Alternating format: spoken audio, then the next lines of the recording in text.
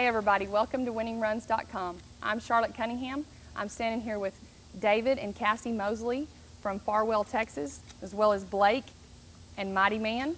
David, who is a professional horseshoer, as well as Cassie is a professional horse trainer slash barrel racer, has come on our show graciously.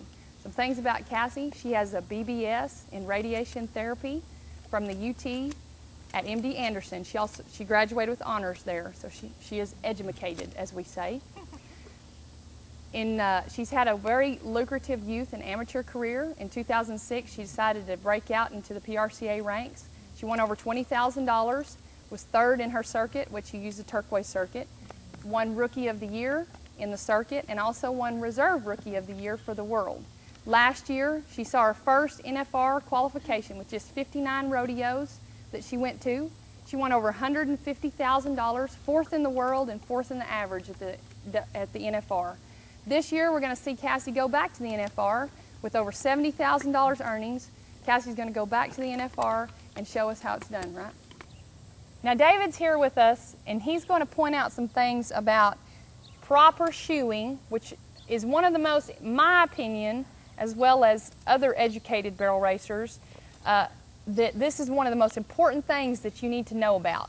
If your horse is not properly shod, then you're not going to have a good run. Your horse is going to get sore, he's going to feel bad, he's going to overcompensate, and there's some very simple things that you can do to see if your horseshoer, and sorry all the horseshoers out there, with some of the simple things that you can look for and see if your horse is properly shod. And some horses have problems that you have to, do this and this with, and he's going to talk about that too. Okay, now David, tell me some of the things to you, and we have Mighty here because he's kind of got some things that you have to address with him because he kind of goes back to some thoroughbred, which they're more flat-footed, right? Right, and his feet are horrible. Okay. I mean, just simple as that. His feet are horrible. Okay, when you say horrible, explain to me. He's thin wall, real shelly-footed. Mm-hmm. It's hard to keep a shoe on him because of the thin walls. He doesn't have a lot of area to put the nails in. Okay. And he's kind of a challenge to. Is he tender-footed or just has not a good foot, just real flat? He can get tender-footed real easy. He loses a shoe and he'll limp around. Part of that's just because he's a sissy and he's not, he doesn't take pain well at all. Well, I know how he feels. I'm the same way. My feet hurt, I don't want to either. Okay, explain to me, you were talking about the nail holes, you were talking about toes, how to stand them up. Show me, and this horse has stood up really good for having a flat foot. Tell me some of the things how you have to do to get him that way. He doesn't grow a lot of heel, which is thoroughbred, typical thoroughbred that's bred in him. He doesn't grow a lot of heel. So most of the time we're not taking off a lot of heel. We'll leave as much heel as we can. Right. We back this toe off to get your angle right with your shoulder at this angle here. Okay. You want to make sure the easiest way to judge whether or not you've got enough support underneath this cannon bone is take a stick, ruler, anything straight. Our dog is blocking the way here. That's okay though. Back him up. There you go. Now. Is that better? Okay. Get anything that's straight, and you can run it straight down this cannon bone and see that when it hits the ground, if your shoe is right here, you've got enough support back here that's supporting the bony column. And I've noticed that your shoe really is supportive. If you can see, it's I keep them shod full. Yes. To where the heels can have something to grow to, where they're not. I see a lot of horses that are shod too tight, and the heels grow to the shoe. It curls the heels under, and you'll get the heels contracted.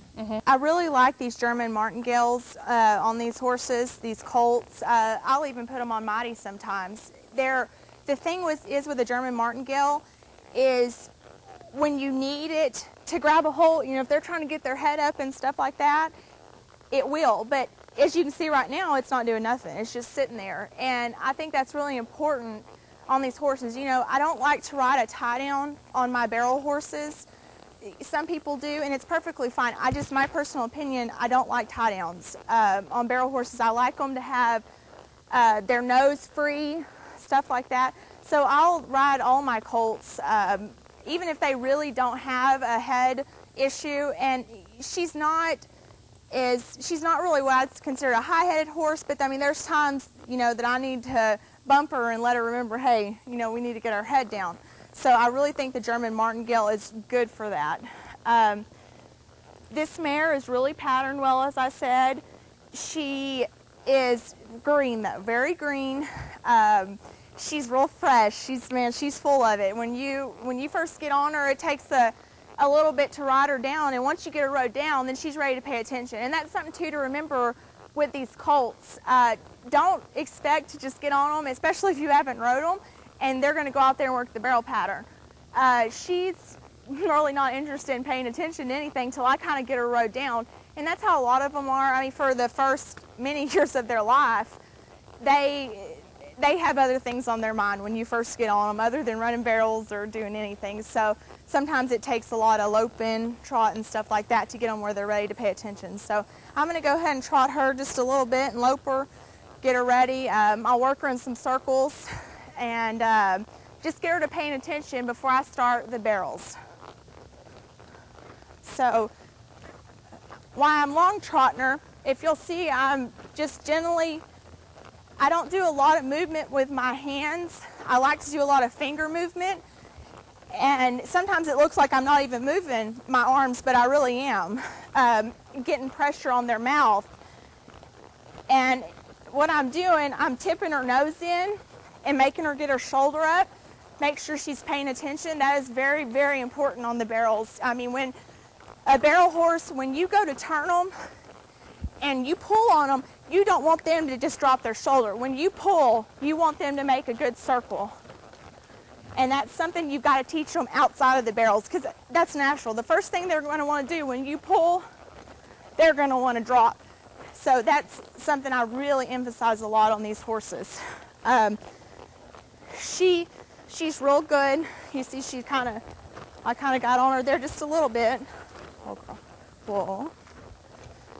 And I'm wanting her to trot, so I pull her down when she tries to take off loping like that. Whoa. Always remember, though, that you need to release these horses. Don't. Whoa. So she stopped. Now give it back to her and pet her. Don't keep a constant hold in their mouth.